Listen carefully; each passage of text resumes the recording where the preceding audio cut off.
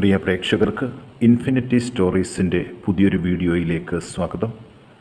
ഇന്നത്തെ വീഡിയോയിൽ നമ്മൾ പങ്കുവെക്കുന്ന നക്ഷത്ര ജാതകർ, ഇവരെ ആരൊക്കെ ചതിക്കാൻ ശ്രമിച്ചാലും അതിൻ്റെ ഇരട്ടി വിജയത്തോടുകൂടി മുന്നിൽ വന്ന് നിൽക്കുന്നൊരു സാഹചര്യം ഈ നക്ഷത്ര ജാതകർക്ക് സംജാതമാക്കുകയാണ്. അത് കൂടുതൽ വിശദമായിട്ട് ഇൻഫിനിറ്റി സ്റ്റോറീസിൻ്റെ ഈ വീഡിയോയിലൂടെ തന്നെ ഒന്ന് മനസ്സിലാക്കാം. വീഡിയോയിലേക്ക് കടക്കും മുമ്പ് എൻ്റെ പ്രിയ പ്രേക്ഷകരെ, നിങ്ങൾ ഇതുവരെ എൻ്റെ ചാനൽ സബ്സ്ക്രൈബ് ചെയ്തിട്ടില്ലെങ്കിൽ ദയവായിട്ട് എൻ്റെ ചാനൽ ഒന്ന് സബ്സ്ക്രൈബ് ചെയ്യുക.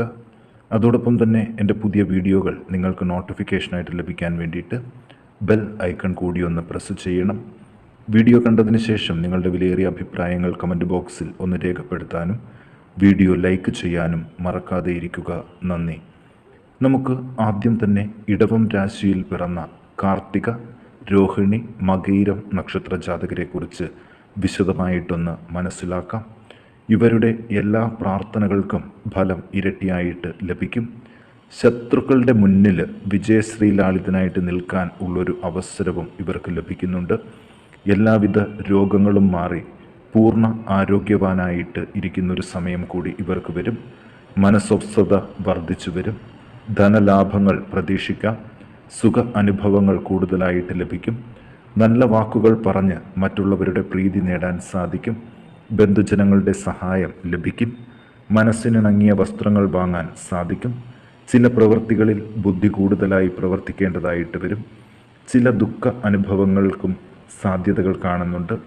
ജലത്തിലൂടെയുള്ള യാത്രകൾ ഈ സമയത്ത് ഒഴിവാക്കണം.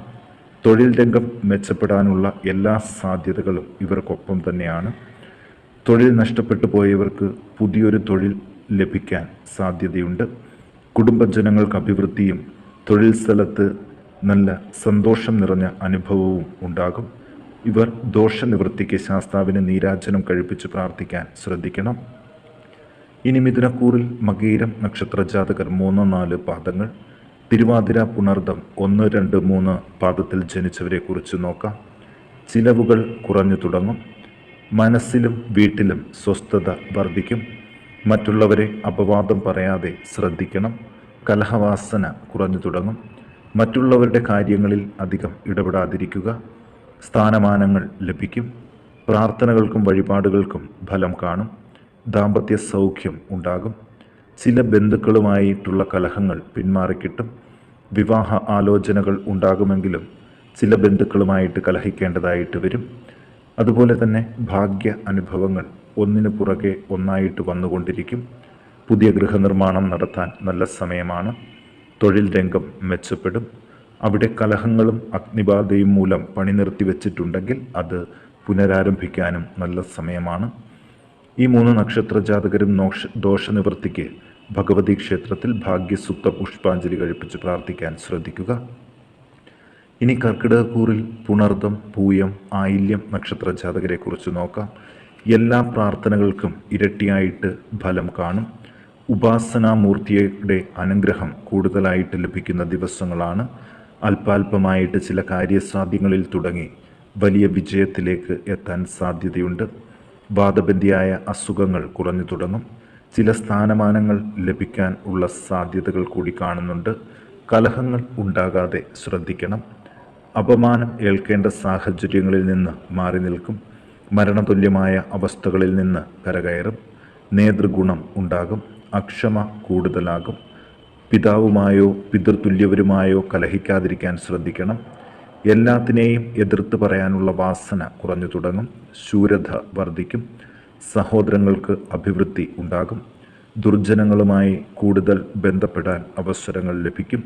അത് ഒഴിവാക്കിയില്ലെങ്കിൽ ജീവിതത്തിൽ വലിയ ബുദ്ധിമുട്ടിലേക്ക് പോകുന്ന സമയമാണ്. അതുകൊണ്ട് ദുർജനങ്ങളെ ഒഴിവാക്കാൻ ഒന്ന് ശ്രദ്ധിക്കണം.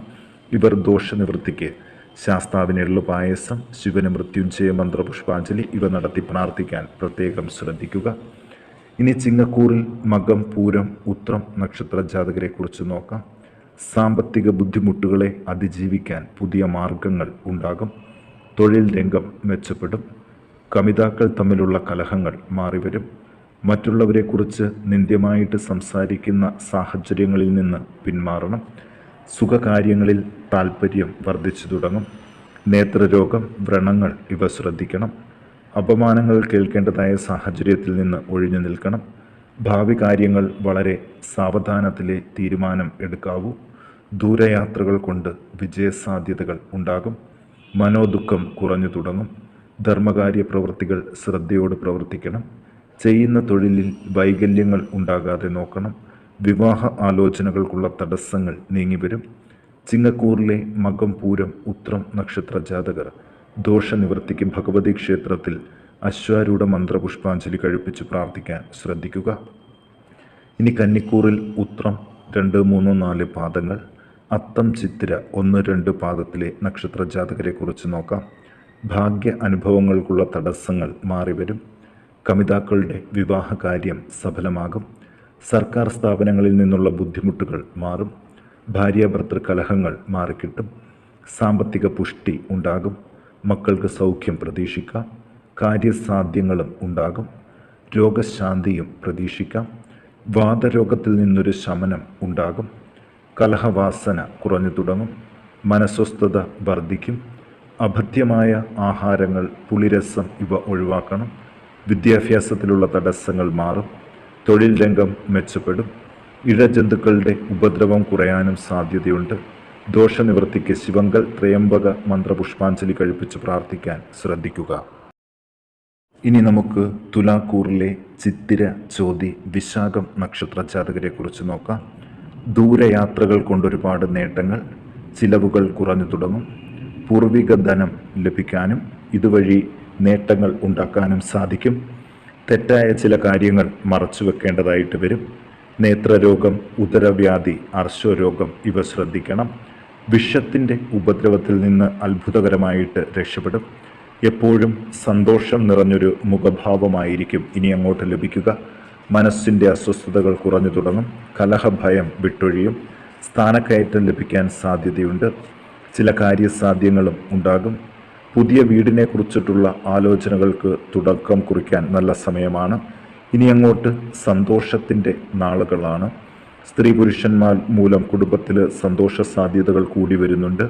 തൊഴിൽ രംഗം വളരെ മോശമല്ലാതെ മുന്നോട്ട് പോകും. കലാകാരന്മാർക്ക് ചില അംഗീകാരങ്ങളും ലഭിക്കും. ഇവർ ദോഷനിവാരണത്തിനായിട്ട് ഗണപതി ഹോമം കഴിപ്പിച്ച് പ്രാർത്ഥിച്ചാൽ ഇവരുടെ ജീവിതത്തിലെ എല്ലാ വിഘ്നങ്ങളും മാറിക്കിട്ടുന്നതാണ്. ഇനി വൃശ്ചികക്കൂറിൽ വിശാഖം 4 പാദം, അനിഴം, തൃക്കേട്ട നക്ഷത്ര ജാതകരെ കുറിച്ച് നോക്കാം. വീട്ടിലും മനസ്സിലും സ്വസ്ഥത കൂടിയ സാഹചര്യങ്ങൾ വന്നു ചേരും. ചില കാര്യസാധ്യങ്ങൾ ഉണ്ടാകുന്നത് ഏറെ സന്തോഷം നൽകും. തർക്ക വിഷയങ്ങളിൽ വിജയസാധ്യത ഇവർക്കൊപ്പമാണ്. വിവാഹമോചന കേസുകളിൽ വിജയം ഉണ്ടാകാൻ ഇടയുണ്ട്. തൊഴിൽ രംഗം എങ്ങനെ നോക്കിയാലും മെച്ചപ്പെടാനുള്ള സാധ്യതകൾ തന്നെയാണ് കാണുന്നത്. ഉദ്യോഗാർത്ഥികൾക്ക് ഇനിയുള്ള ദിവസങ്ങളിൽ നല്ല നല്ല അവസരങ്ങൾ കൂടുതലായിട്ട് ഉണ്ടാകും. ധനലാഭങ്ങളും പ്രതീക്ഷിക്കാം. ശുക്രൻ്റെയും വ്യാഴത്തിൻ്റെയും ഒരു അനുഗ്രഹം കൂടി ഇവർക്കുള്ളതുകൊണ്ട് രോഗാരിഷ്ടതകളിൽ ശമനം കണ്ടു തുടങ്ങുന്ന ദിവസങ്ങൾ കൂടിയാണ് വരുന്നത്. ശത്രുഭയവും രോഗഭീതിയും വിട്ടൊഴിയും. മക്കളുടെ ആരോഗ്യത്തെക്കുറിച്ച് ഉള്ള ഉത്കണ്ഠ മാറിക്കിട്ടും. പ്രായോഗിക ബുദ്ധി കൊണ്ട് പല പ്രതിസന്ധികളും തരണം ചെയ്യാനാകും. വിവാഹ ആലോചനകൾ ദൃഢമായിട്ടുള്ളൊരു കുടുംബ ബന്ധത്തിലേക്ക് നയിക്കുന്നൊരു സാഹചര്യം കൂടി കാണുന്നുണ്ട്. വരും ദിവസങ്ങളിൽ മുൻകോപം നിയന്ത്രിക്കണം. ബന്ധുജനങ്ങളെ കൊണ്ട് സഹായം ഉണ്ടാകും. പൊതുവെ എല്ലാവരോടും ഹിതകരമായിട്ട് പെരുമാറാൻ സാധിക്കും. ദോഷനിവൃത്തിക്ക് ഭഗവതി ക്ഷേത്രത്തിൽ ത്രിപുരസുന്ദരി മന്ത്രപുഷ്പാഞ്ജലി കഴിപ്പിച്ച് പ്രാർത്ഥിക്കാൻ വൃശ്ചികക്കൂറുകാർ പ്രത്യേകം ശ്രദ്ധിക്കണം. ഇനി കുംഭക്കൂറിൽ അവിട്ടം, ചതയം, പൂരുരുട്ടാതി നക്ഷത്ര ജാതകരെ കുറിച്ച് നോക്കാം. പുതിയ വീട് പണിക്ക് നേരിട്ട ബുദ്ധിമുട്ടുകൾ നിഷ്പ്രയാസം അതിജീവിക്കും. മുറിവേൽക്കാൻ സാധ്യതയുള്ളതുകൊണ്ട് ആയുധം ഉപയോഗിച്ചിട്ടുള്ള പണികൾ ചെയ്യുന്നവർ പ്രത്യേകം ശ്രദ്ധിക്കണം. വരും ദിവസങ്ങളിൽ പണത്തിൻ്റെ കാര്യത്തിൽ യാതൊരു പ്രയാസവും ഉണ്ടാകില്ല. വഴിവിട്ട ബന്ധങ്ങൾ ഒഴിവാക്കണം. ധനനഷ്ടം, അപമാനം ഇവയിൽ നിന്ന് മോചനം ഉണ്ടാകും. ചില അനർത്ഥങ്ങൾ അബദ്ധത്തിൽ വരാൻ സാധ്യതയുണ്ട്. അസത്യം പറയേണ്ട സാഹചര്യങ്ങൾ ഉണ്ടാകും. അതിനൊട്ടും വിഷമിക്കേണ്ട, അത് ജീവിതത്തിൽ ഗുണം ചെയ്യും. നേത്രരോഗം, മൂത്രാശയബന്ധിയായ അസുഖങ്ങൾ ഇവയ്ക്ക് യുക്തമായ ഔഷധ സേവ ചെയ്യേണ്ടതായിട്ട് വരും. കടം വാങ്ങേണ്ട സാഹചര്യത്തിൽ നിന്നും പിന്മാറുന്നത് നല്ലതായിരിക്കും. വിശേഷപ്പെട്ട ചില അറിവുകൾ ലഭിക്കാൻ ഇടയുണ്ട്. ഉപാസനകൾക്കുള്ള തടസ്സങ്ങൾ മാറിവരും. ബന്ധുക്കളോടുള്ള ശത്രുത കുറഞ്ഞു തുടങ്ങും. അന്യദേശങ്ങളിൽ പോയി തൊഴിൽ ചെയ്യുന്നവർക്കും സാഹചര്യം അനുകൂലമാണ്. ഇവർ ദോഷനിവർത്തിക്ക് ഭഗവതിക്ക് കുരുതി പുഷ്പാഞ്ജലി കഴിപ്പിച്ച് പ്രാർത്ഥിക്കാൻ ശ്രദ്ധിക്കണം.